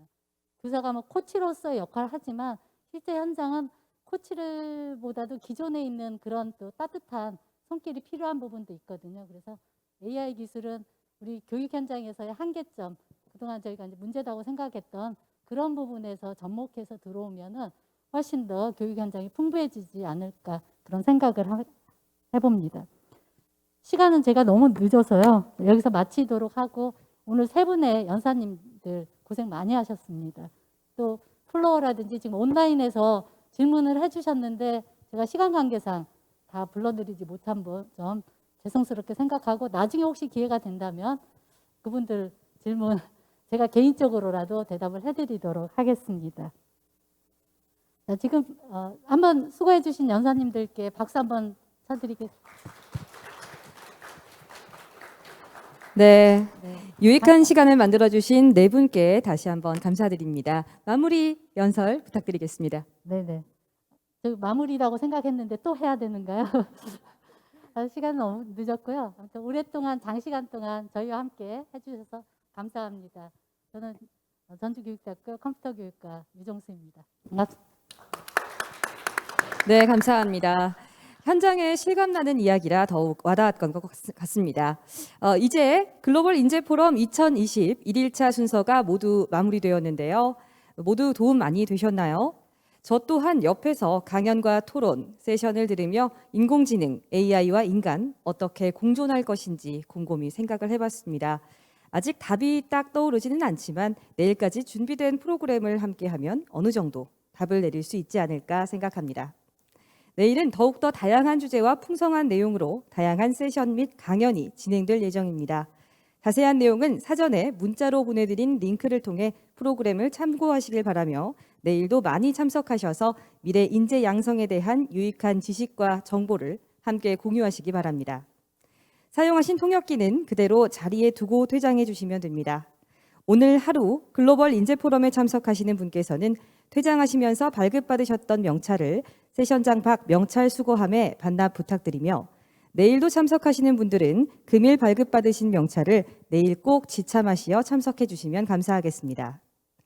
함께 발급받으신 중식 쿠폰은 재발급이 불가하오니 잊지 말고 함께 지참해 주시기 바랍니다. 끝까지 함께 자리해 주신 오프라인, 온라인 참가자 여러분들께 감사드립니다. 그럼 내일 뵙겠습니다. 지금까지 사회를 맡은 김나윤이었습니다. 감사합니다.